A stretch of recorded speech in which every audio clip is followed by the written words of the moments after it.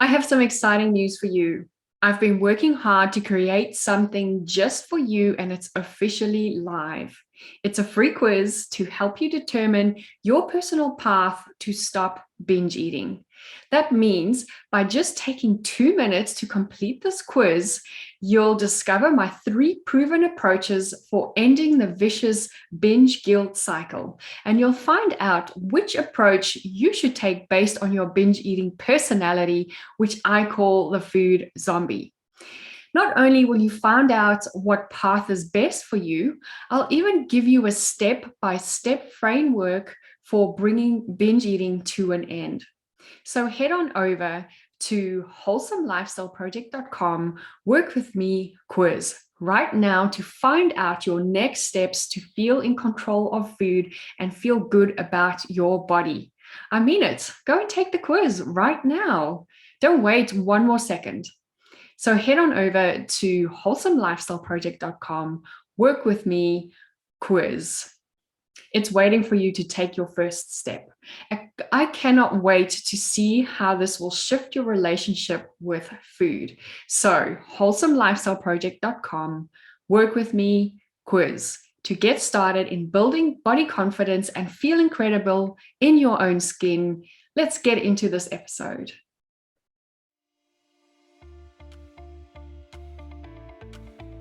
Welcome to Beyond Overeating by Wholesome Lifestyle Project, the Overeating podcast, where I'll be showing up weekly to share with you what I've learned during my binge eating recovery, helpful tools such as yoga, mindfulness, and energy medicine.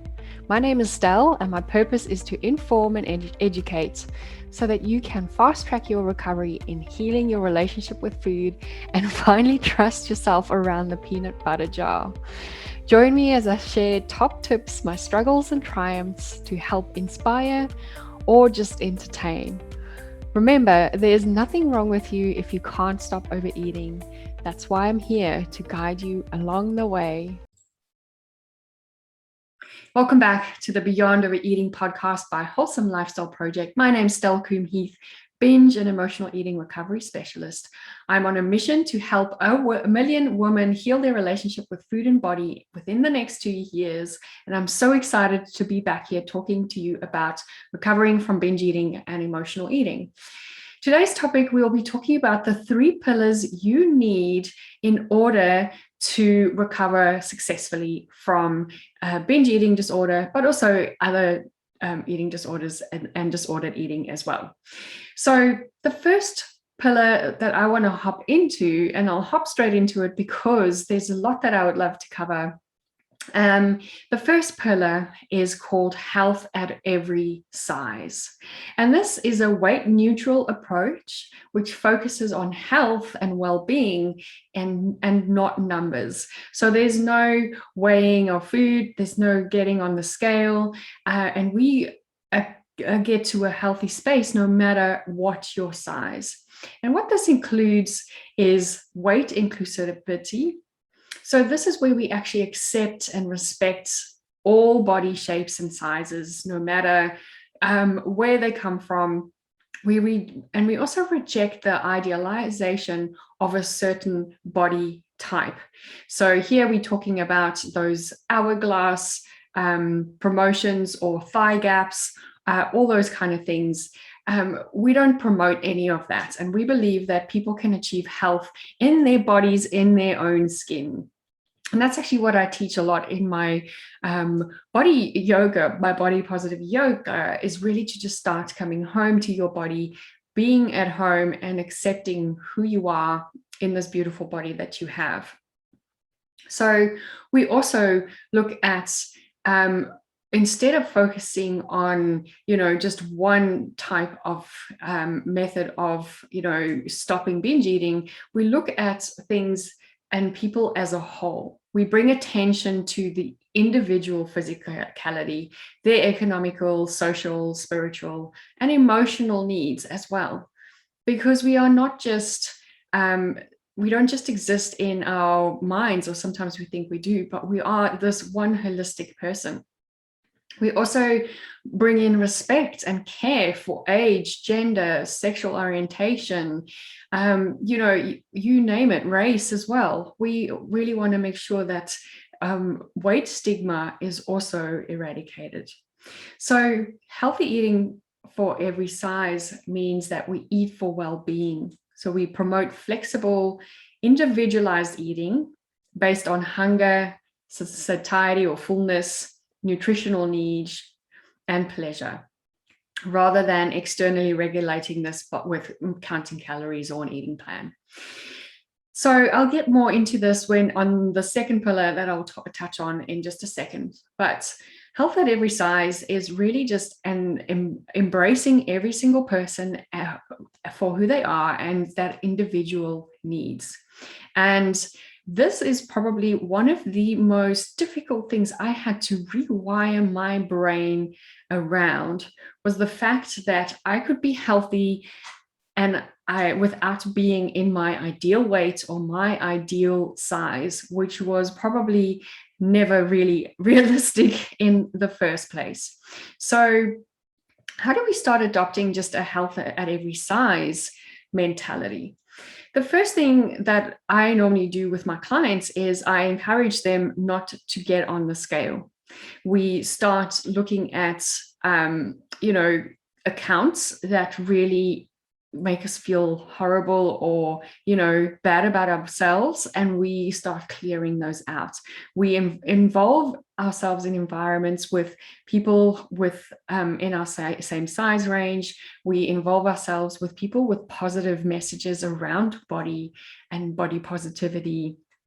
And that is one of the greatest things that you can do for yourself, is really start taking out some of those measures that you have been using, those external measures, and also the external pressures from your social media feeds, your email inbox, and so forth. So hopefully that will give you just a little bit of an idea of what to focus on. The next step, or the next pillar, is what a lot of people nowadays call anti-diet or non-dieting, also roughly translated to intuitive eating. So the non-diets or the anti-diets movement really moves away from restrictive weight loss diets, and we focus on health and well-being instead. So I know what your food zombie brain must be saying. So, and this is what mine would say. If I'm not on a diet, then I'm not healthy. So why do you now mention anti-diets or non-diets? I couldn't wrap my head around that to begin with, because I always knew that, in order for me to be healthy, I had to be restrictive, and I had to live with lettuce and all those kind of things. So hopefully you're not alone if you are feeling those conflicting things. Unfortunately, those restrictive eating patterns is what leads to yo-yo dieting, weight cycling, and also can lead into more serious disordered eating patterns and eating disorders. Now, disordered eating is associated with low self-esteem, suicidal thoughts, anxiety, and depression. So we don't want to be in a space and be in a relationship with food that causes us these types of symptoms. I don't know about you, but I don't want to be in that space anymore. Not that I am, but I got to a point where I didn't want to be in that space anymore. And that is what I teach my clients, is how to heal their relationship with food, get off the diet bandwagon, and kind of just move yourself into a healthier relationship with food. So in non-dieting or intuitive eating, we focus on our bodies and letting our bodies guide us. So very, very different to the diet industry. Diet industry dictates what you need to eat, when you need to eat it, and how much you need to eat. Whereas with intuitive eating, this comes with practice. Don't freak out. It does come with practice. And the biggest thing here is to wrap your mind around it. With intuitive eating, we tune into when to eat, and we find out from our bodies. Our bodies tell us when to eat. We find out from our bodies. Our bodies tell us when to eat. We find out how much to eat, and we also find out what to eat because our bodies guide us. Now, I actually, in the beginning, when I was learning intuitive eating, I would actually give my body a few options. I would say, because I knew it was time for breakfast, and I would say, for example, would you like a smoothie or a bowl of oats or some eggs? And I would just, it sounds woo-woo and it sounds weird, but your body will react to what it wants. Nowadays, because I have gotten off the dieting bandwagon, because I allow all foods in my diet, which is another principle of intuitive eating, is you can eat absolutely everything. Because I'm in that space where I allow all foods, I no longer have this one-minded craving for just sugar and carbohydrates.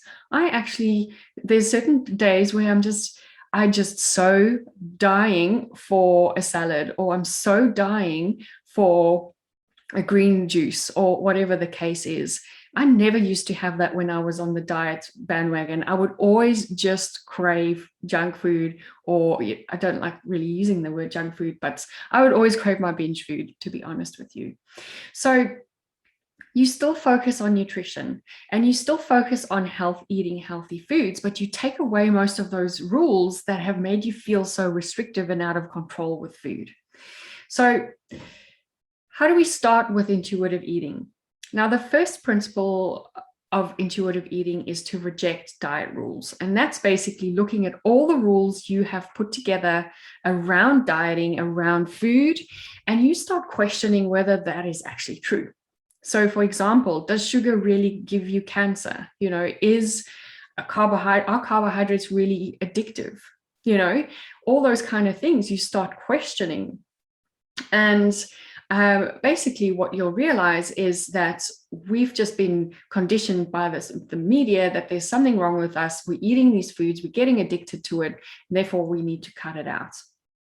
So being more inclusive and including more types of food in your diet is really going to help you find a more of a neutral approach when it comes to food. So that's step number one. Step number two, I'll also get into more in the last pillar of recovery. But step number two is really about body acceptance. And we also covered that in the health at every size pillar. So really just starting to accept your body where it's at, work with your body so that you can actually start tuning into your body's communications. And it's amazing how our bodies communicate with us all the time, and it comes in different ways or forms. She doesn't have a voice. I say she about my body. I don't know about you guys, but my body does not have a voice. So she needs to talk to me in other ways. And the way she does that is through sometimes through cravings. I'm not going to say that, once you've healed from binge eating disorder that you'll never have cravings, because that's biologically impossible. Our bodies send cravings to or create cravings because we need, that's a form of communication. So it sends cravings. I can feel things in my heart, like my heart beats a little bit faster certain times of like when I need certain indications. There might be a restriction in my throat. There might be extra saliva in my mouth. And these are the types of things that I teach my clients to start looking for in the binge-free blueprints and in my programs. So that's step number two. Step number three is to really just become a little bit more accepting of the fact that we have so many outside influences when it comes to what we eat, what we need to look like. And it's really about taking those external influences, like we did in the other practice, taking that out of the way. So unfollow accounts that don't serve you, and really just get into a path where you can be in your own body, stay in your own lane, and just feel into your internal cues.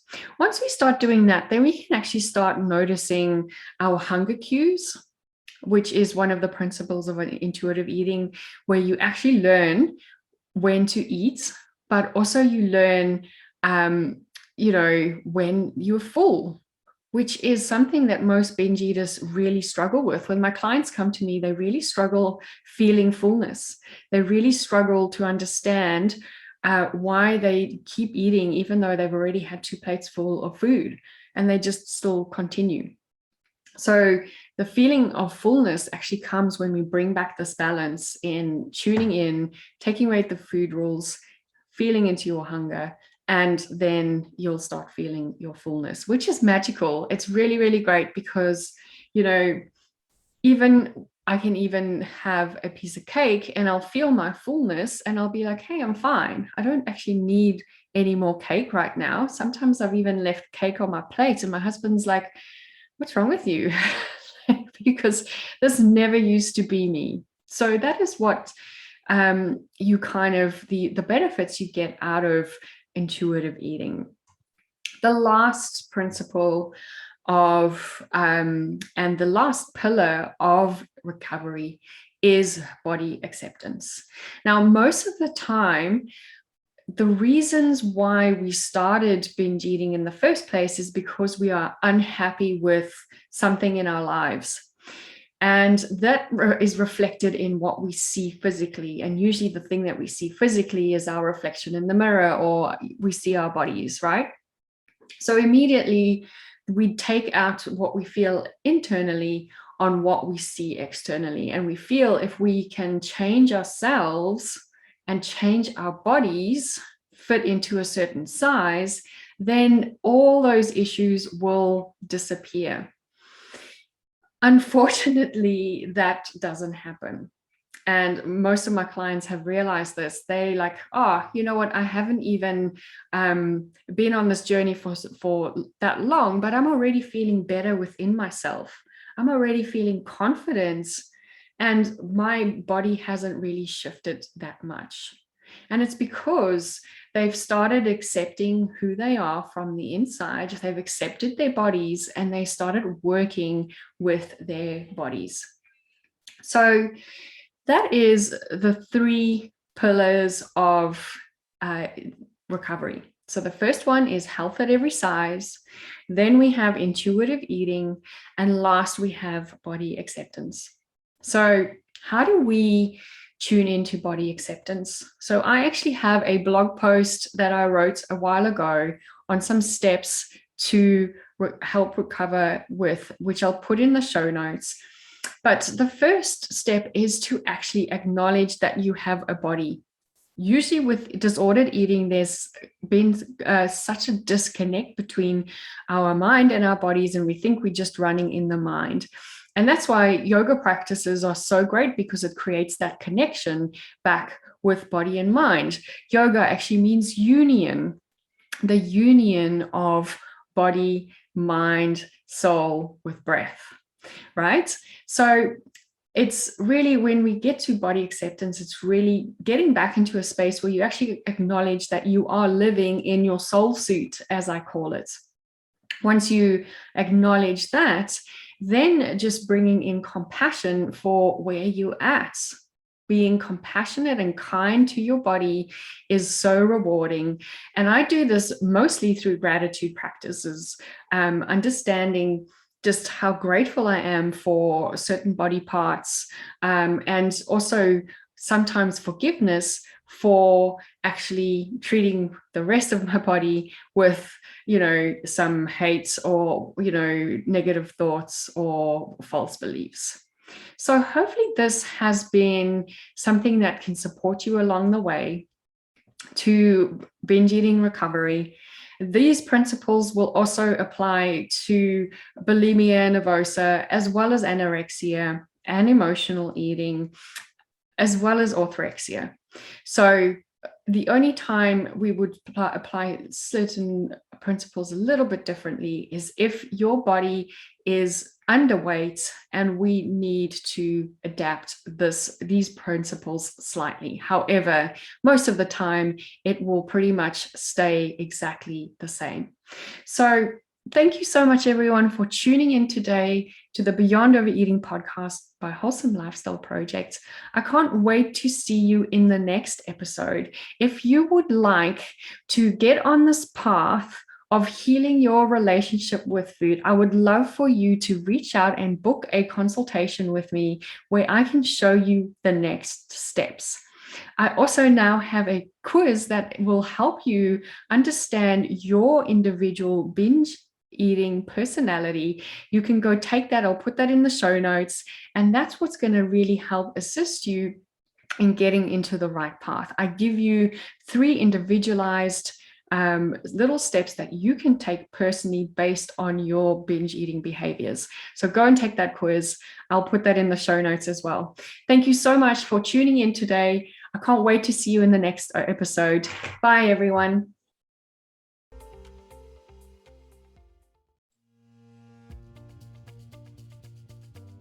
Thank you so much for joining me today, and don't forget to share this with all your friends. You can do this by adding this to your Instagram story and tagging me at Wholesome Lifestyle Project, or by simply telling them about it. If you could rate and review on whatever platform you are listening, this will go a long way in helping me get this podcast out there so that I can share my message and help as many women out there struggling with food issues as I can. Don't forget, you can follow me on Instagram on Wholesome Lifestyle Project, or connect with me on LinkedIn. My name's Estelle Koen Heath, and that's where you'll find me on LinkedIn. I'll talk to you soon. Bye.